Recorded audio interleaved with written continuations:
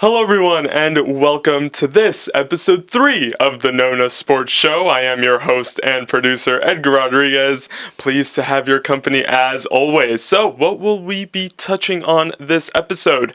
First, we will look back at what ended up being such an exciting and inspiring Pinktober Moms game. Next, we'll turn our attention to how the Nona teams have been doing in Arizona in the Elite 64 tournament. And finally, my co-host and I will look forward to the Champions League games that will be happening this coming week. So, without further ado, let me introduce my co-host. He was here for episode 2, so there's no change there. It's Patrick DeLeon. Patrick, how are you doing this Monday morning? We're doing good. I'm excited to get this started and talk about some really fun stuff today. Absolutely. So, as I touched on, it was the second annual Pinktober Moms game. It's a tradition that was started just last year. It's relatively new in the Nona Soccer Academy, but it already has so much significance. Patrick, of course, breast cancer awareness during October is so big, and it's such a great thing that the club took the initiative to make this a yearly thing. Absolutely, and I mean, one, it's for the community, for all the moms out there here locally, and obviously not just locally, internationally as well. Of course, because it's such an important message to get across for everybody. It's a serious issue too that people, to take care of yourselves, take care of your body. You want to live long and healthy, happy lives, right? So this is a great way to kind of show that support, for anybody that's going through, these kinds of, unfortunate situations. And I think all of the fundraising that goes into this and how it goes back into the community for everybody, the importance of getting that checkup, it can't go understated to how important that is to the community. Of course. No, yeah, and you touched on fundraising. This year, I believe the number was just over $2,000 in the Pinktober campaign that the club does. So it's really incredible to see the community come together. But with that being said, we set it up. Here is the Moms Game recap. Hello everyone, we are here at Austin Tindall for the second ever Moms game here at the end of Pinktober for Nona Soccer Academy. I'm Edgar Rodriguez. She's Delilah Luca. Delilah, how are you feeling? I'm so excited to be here today. I've only heard the most amazing things about the Pinktober Moms game. All the family and friends come out to watch and they're super excited, so I'm just excited to watch it with my own eyes. You'll be covering the pink team. I got the black team. Any score predictions? So I'm going to go maybe 4-3 based on last year's score. I mean, I can feel the electricity in the air. I know it's going to be an exciting game, so. Last season, now that you brought it up, it ended 3-3. The black team took it on penalties. I'll go 4-3 to the black team. The game just started. Let's see what happens.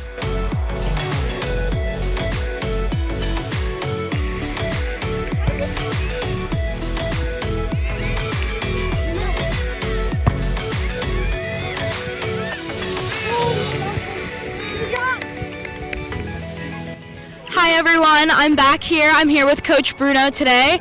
We're here for the second ever Pinktober game, and you are the head coach representing the pink team. How does it feel to have that title?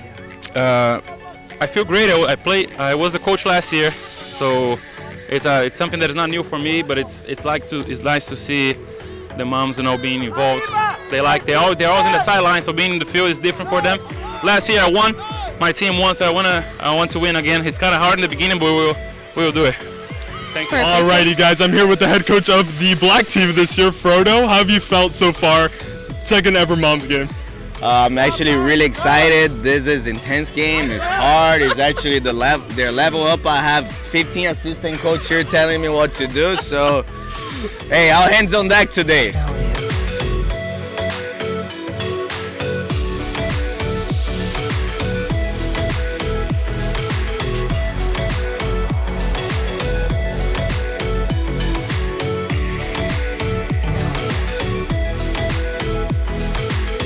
Alrighty, guys, I'm here with Patricia. I'm here to ask you the crucial question. Did you touch that penalty? I'm not sure, honestly. I want to be honest, I don't know, but for the sake of this video, I say I did touch it. Of course you did. Of course you did. Have a great rest of the game.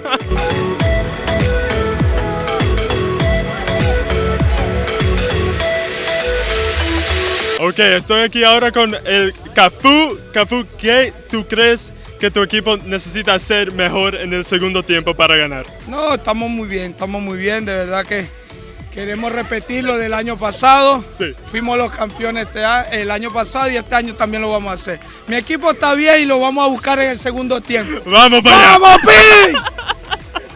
All right, Delilah, we've made it to halftime. A hectic 25 minutes. We're here on the field. What have you made of it so far?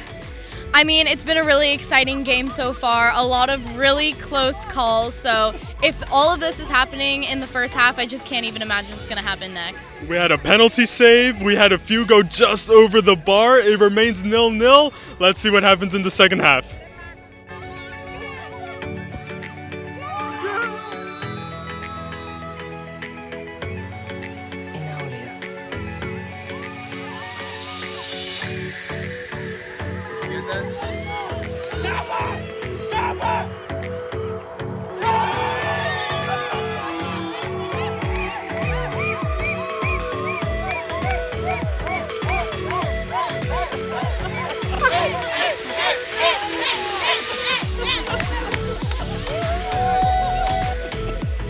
Alrighty, guys, I'm here with Coach Danny. Danny, 2 quick-fire goals. Where did that come from? Sorry, I was tired, still celebrating. I think it was coming. We had a lot of good opportunities in the first half, and they weren't going in. You know, and then at halftime, we got the team talk. We tell them, hey, we got to focus, keep shooting, don't lose confidence, and, you know, that's what we do. We put balls in the net, we get points, we get goals. That's what the black team's about. This is almost as good as USL 2. Yeah, it's getting up there. There's a little bit of work. We had a couple more training sessions, but I think, hey, Coach Dave, watch out. We're coming for you. Thank you, Danny. Yeah, of course. All right, Delilah, so we've just seen 2 early goals for the black team to start the second half. Where did that come from? I mean, honestly, I think it might have taken a little bit of time for everyone to get fired up, kind of get like the team bonding, the cooperation. But after that halftime, I think everyone really got their heads in the game and they said, let's do this. And we're starting to see a lot of movement here. There's a lot of passion. There's a lot of fight happening on the field. There's about, 20 minutes or so to go, so everything can still change.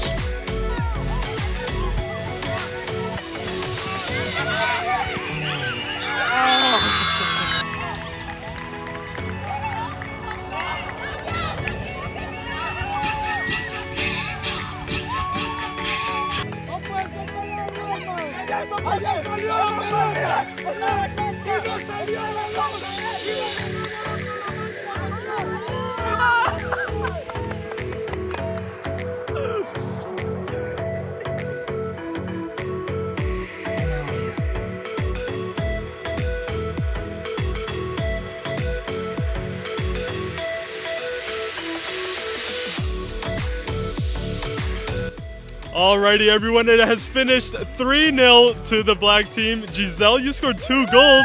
How are you feeling? I'm feeling very happy. It's my first time I did the goals and here in a field, and I'm very happy. You had the stadium, you had the full field. Angelo, you scored a goal as well. How did your team help you guys succeed? How did you guys work together to do this? I think we pass fast, more fast, and then I think that's the most important.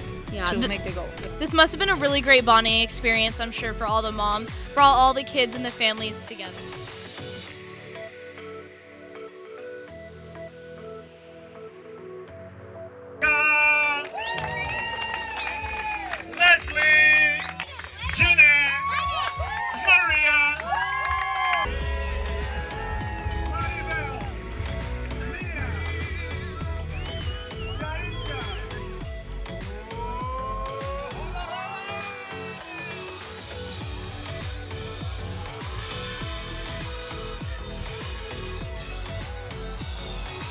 All right, Delilah and I are here with Chris, with Moa, with Fabio after a hectic game. Chris, how was it out on the field? Very hard. We think we're going at 100 miles an hour and we're probably going as far as 2, like a turtle. So I don't know how it looked from the outside, but it definitely felt that way on the inside. I have to say, that was almost more enjoyable than a USL 2 match. I'm not even going to lie. Moa, how do you think your mom did? She did pretty good. She had a few good moments, but you can tell she got tired at the end. Would you say that this Pinktober game is overall a success? I mean, I know it's a lot of pressure to put on a big event like this, but how do you think it turned out overall? It was a lot of fun. The ladies are having a good time every time that they step on the field. And then, like I said, when I did the trophy presentation, it's become a big tradition now. And then towards the end, it was 15 against 15 there. I didn't understand anything, how crowded the game got at the end. I knew something was off. I said, it looks like there's a little bit too many players on this field. Yes, they start going in and making sure that they got their playing time in. So that was fun at the end. And we almost got, the pink team almost had a score here. So it was good. It was overall was a successful event, and we can't do without our team. Alejandro did a great job this year, and the ladies had a good time. So that's what's important. All right, we have made it to full time, Delilah. What a hectic, passionate match we saw. Absolutely. It's the only girl in the media team. There you go! Thank you. Thank you so much. There you go. So how do you feel? Honestly, this whole everything that just happened just goes to show how much Lake Nona Sports Club is such a community. They're so welcoming and heartwarming, and honestly, just being here, watching how everyone interacts with each other, it goes to show they're really a family, and you can see it when they play the game. Absolutely. It might have finished 3-0 to the orange and black team. Is that what we called them in that? Yes, yeah. But the score doesn't really matter. It's the impact that this has on the community. Delilah, I want to thank you for joining me. I want to thank G, who's behind the camera, Augie for some awesome camera work getting here. G, you want to flip the camera to show you? There you go. There are our awesome camera crew. We will be back for more. Nona Cup is very soon. But from Pinktober, from the Moms game from Austin Tindall, see you soon.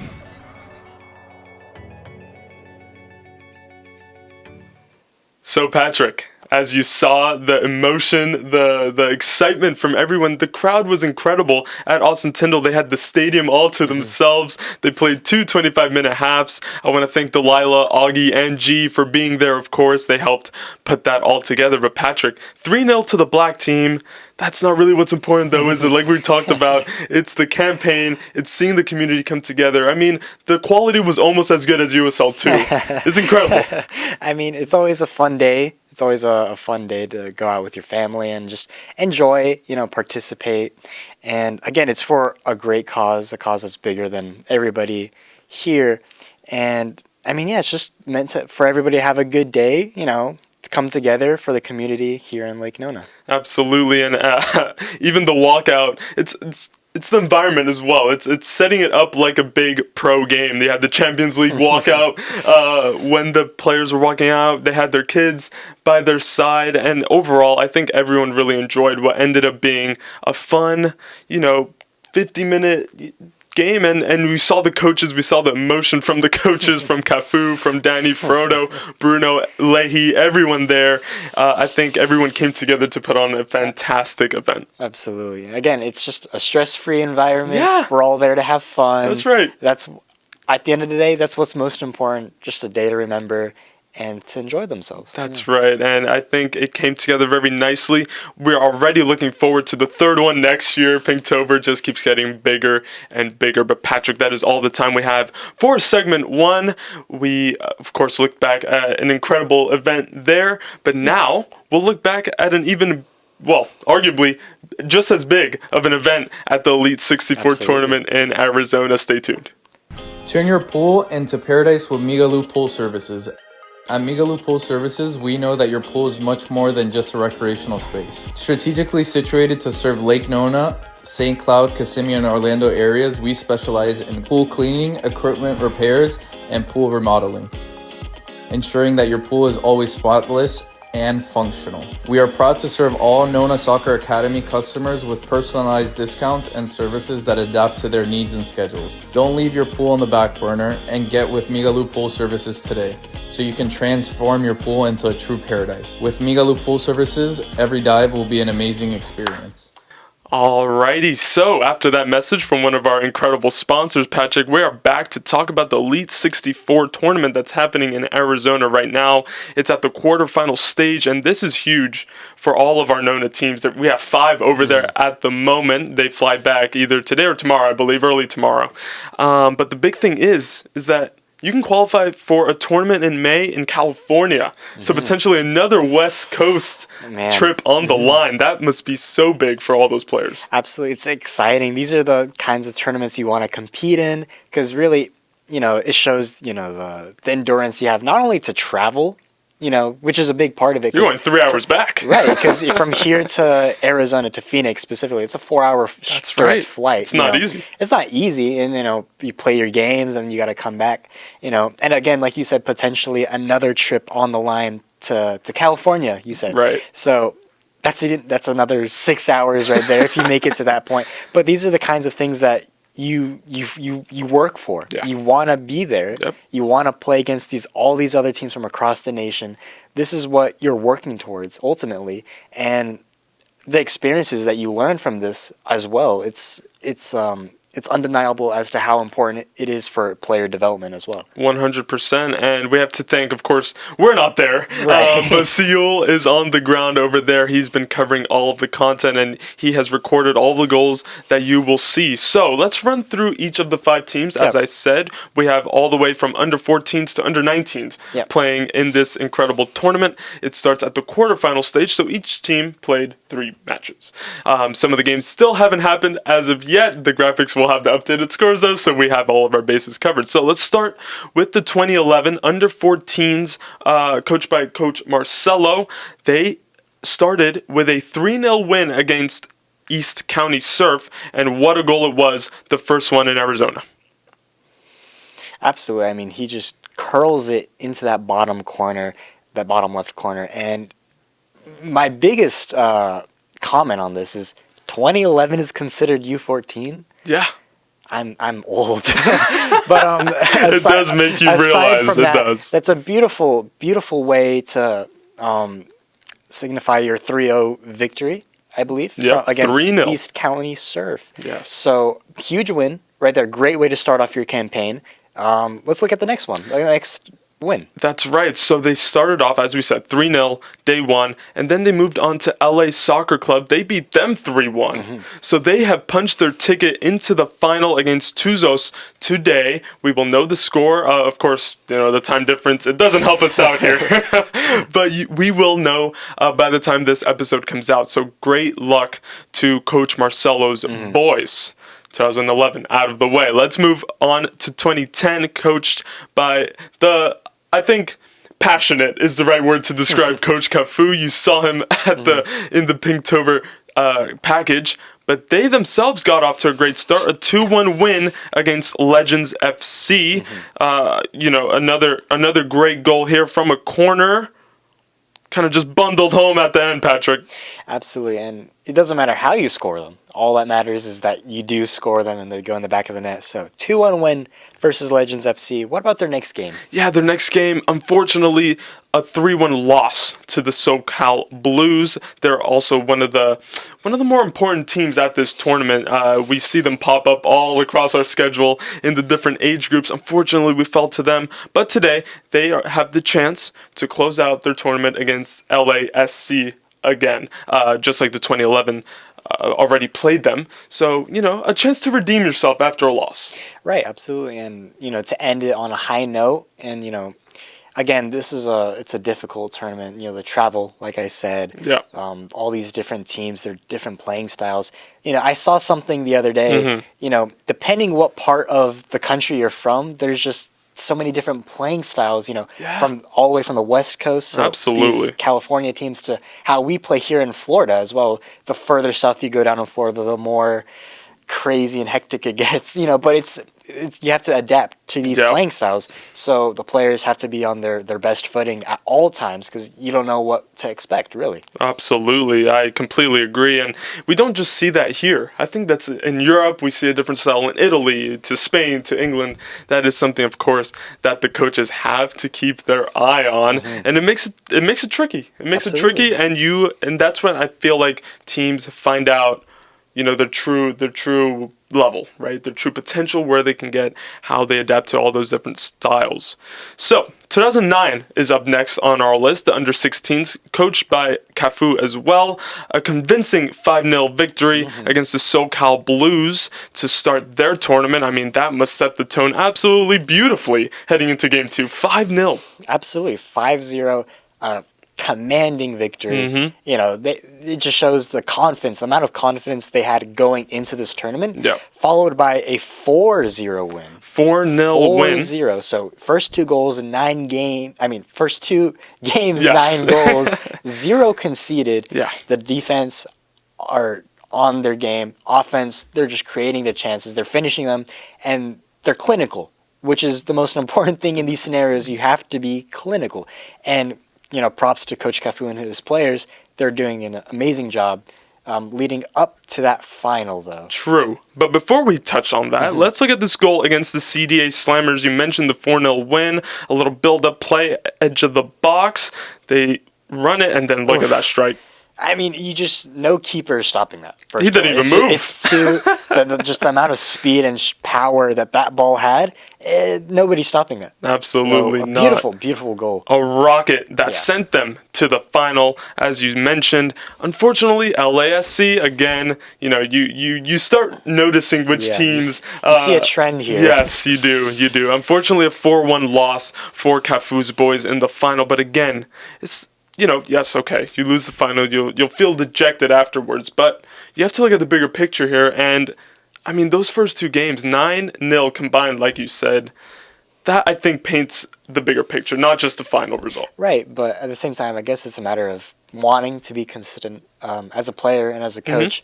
I'm sure that hurts, especially after getting off to such a wonderful start, so losing in that manner and by that scoreline, it does hurt, especially in a 100%. final. I've been there. I know how that feels. But again, that doesn't take away from the performances. Not at all. From these boys at all. They gave it their best. Again, maybe just the tank ran out of gas right at the end. But again, you couldn't. Again, 5-0, 4-0.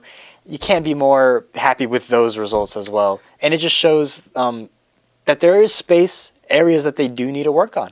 And that's not a bad thing at all. As a player, there's always something to work on. If there's not anything to work on, you're doing something wrong. That's absolutely true. They're going to look back at this. They're going to hopefully come back another year for redemption and in hopes of claiming that trophy in the final. I think you're right.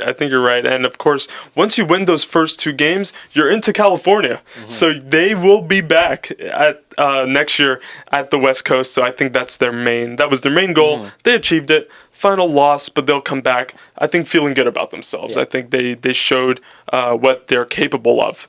Let's move to what I would call, and of course, with all due respect to the other teams, but 2008, under-17, coached by Coach Bruno. We see him coaching UPSL, USLA. His team were on fire, and I think, really the team of the tournament for Nona. 1-0 win, first round. Patrick against LASC. We took care of that. 7-3 against SoCal Blues. A 10-goal thriller in Arizona. 7-3. I mean, I wish I was there to see it.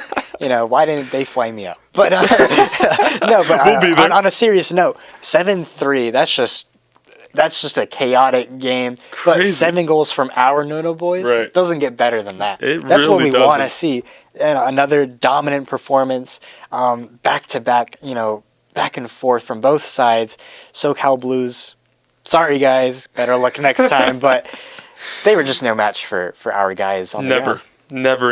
And I think Coach Bruno had, his boys drilled in right from the start, because that led us into a final against Northwest United FC. 1-1 full time. In this tournament, it goes straight to penalties. So that pressure is already there. Yeah. And, I mean, what a moment it was right at the death.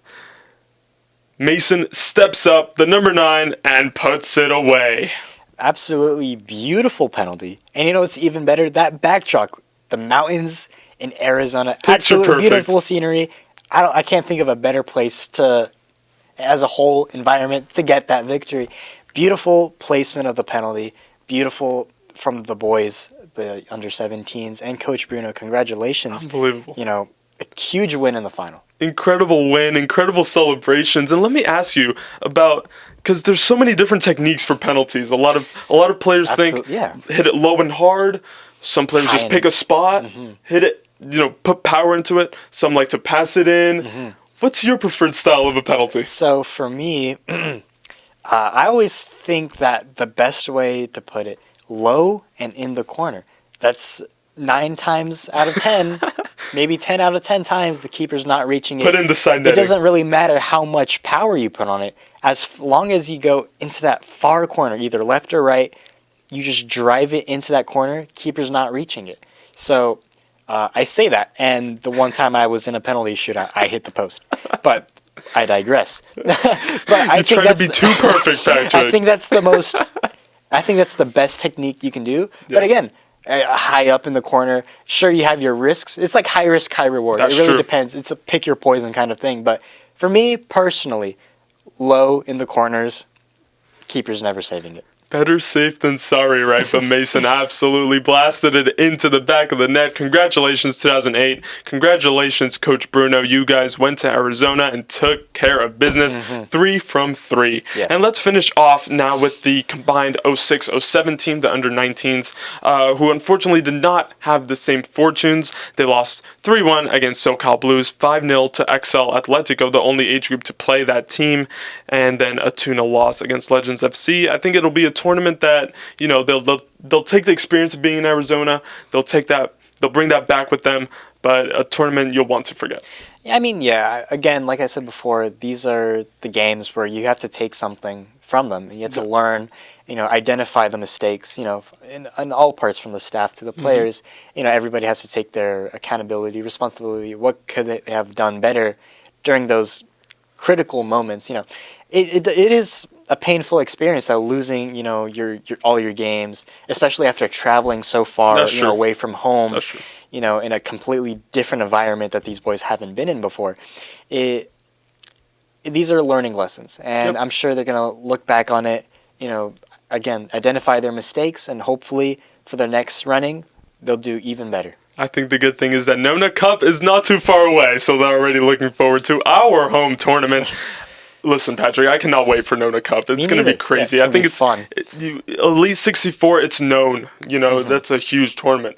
Nona Cup, I don't think it's that far back, if not on the same level. That is coming up in just a couple weeks' time. But that is our recap from the Elite 64 tournament in Arizona. Patrick, I hope you enjoyed watching all those beautiful goals go in. Next, we will wrap things up for this third episode with looking forward to Champions League. Stay tuned. Something new, something fresh, yeah, I'm super obsessed. Let me know when you done messing. A little that, a little this, then you put it to the test. It's all in the expression. It's a mood, it's a vibe, it's a state of mind. And now I want it more. It's a mood, it's a vibe, it's a state of mind. Okay, you got the floor, it's looking good. I kinda like that.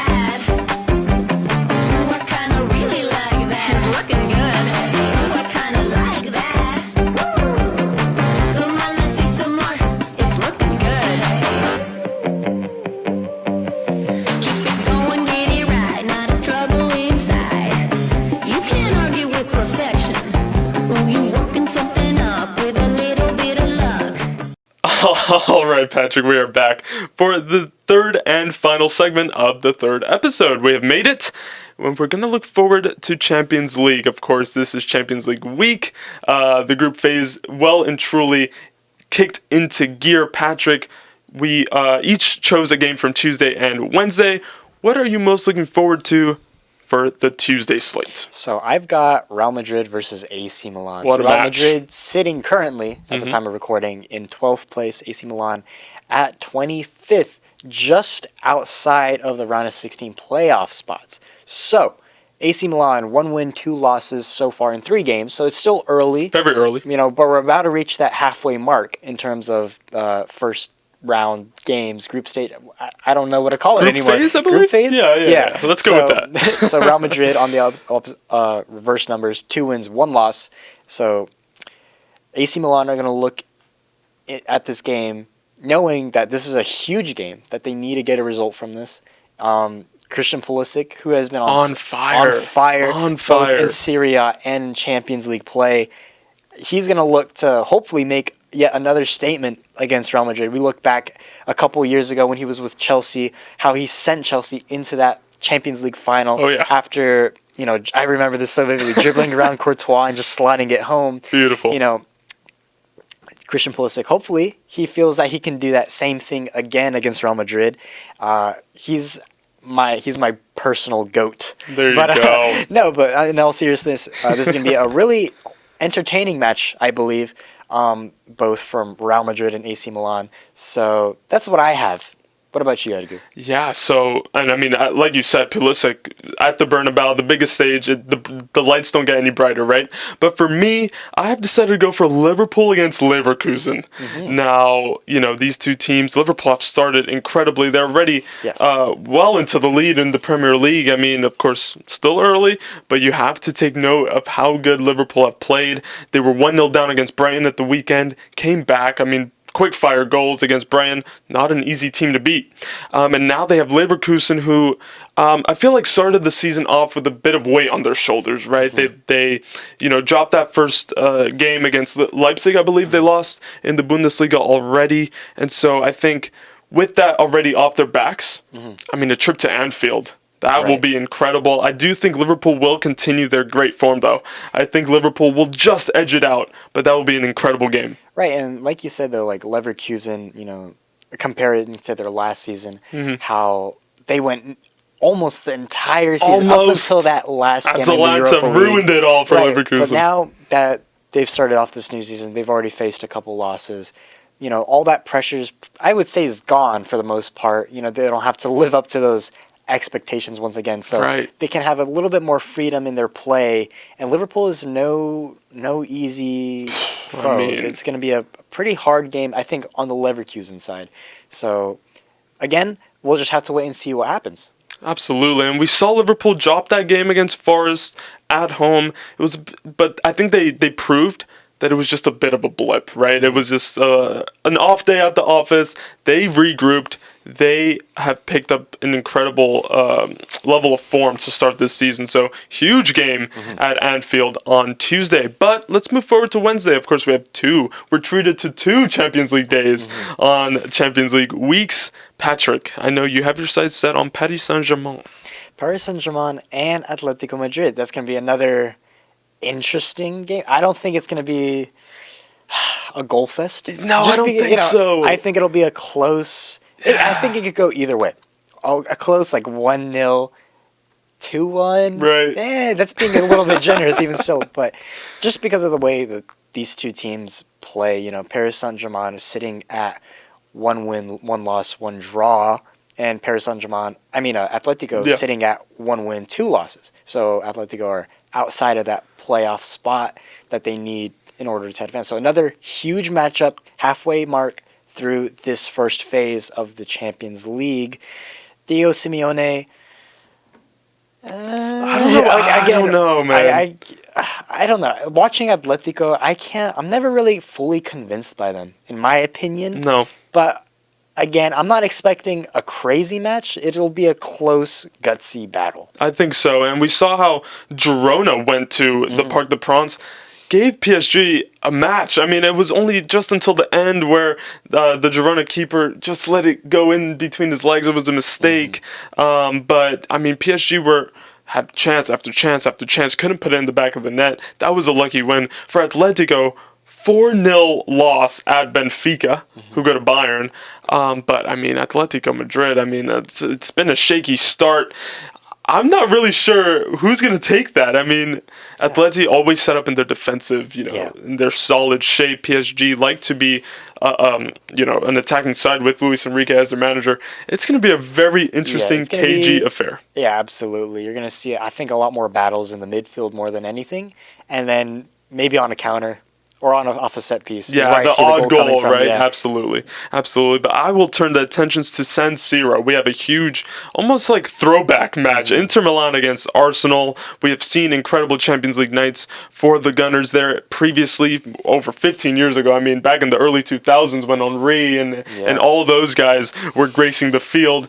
But a little different this go around. Of course, Arsenal losing away to Newcastle 1-0. It hurts me to say that, but we have to move on because this is a huge match at San Siro. Absolutely. And, I know you're a huge Arsenal fan in this situation, but so Inter and Arsenal pretty much neck and neck in standings. So this is going to be a huge 3 points of what team can get him. Again, halfway mark. These are the games that are... Now everything matters just a little bit more, especially traveling to Italy at the San Siro, a historic stadium, 2 historic teams in a huge matchup. I'm honestly expecting Arsenal to come out on top with this one, and hopefully they don't prove me wrong because I don't have a great track record. Knock on wood.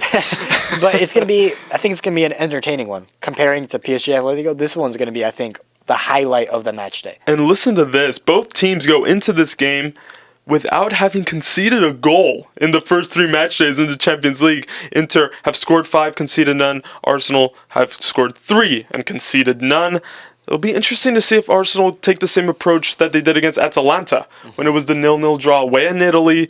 Being more safe than sorry, being cautious. It's going to be a great match, though. 2 titans. Absolutely. And I think, again, with Arsenal, I think they'll be happy as long as they come out with a point. But 3, ideally, would be huge, especially boost. Away. But I think they'll also be happy with a draw. But again, I'd like to see them go for those 3 points. I wouldn't be surprised if the points are shared. I'm going to be honest with you. And let's just take a look at the summit of the table. Aston Villa. Let's give a quick word to them as we close off this segment. 3 wins from 3, same as Liverpool. But I think Villa, beat Young Boys in the first match. 3-0, solid. Bayern Munich at Villa Park was huge, which set them up for the Bologna win. I mean, Aston Villa, Unai Emery are flying in the Champions League on their return to the Champions League. Absolutely. And it's something that can't go... unnoticed either, because this is just such a... Again, these tables do move a lot, especially because there's only 8 games. Everything is so compact and so close together. Right. They'll definitely make it to the next round.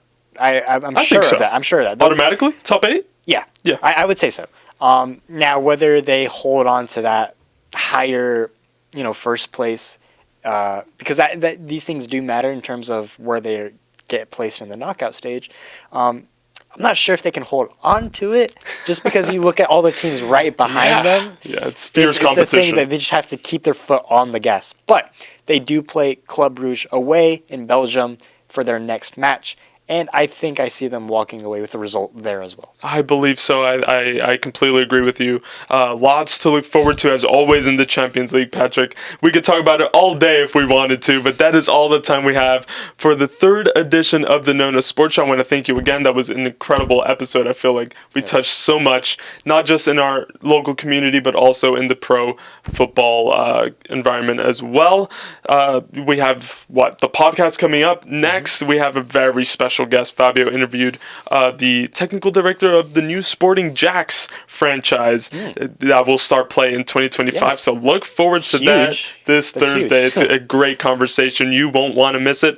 But from Patrick, from myself, from the entire Nona Soccer Academy family, it's take care and see you for the 4th episode next week.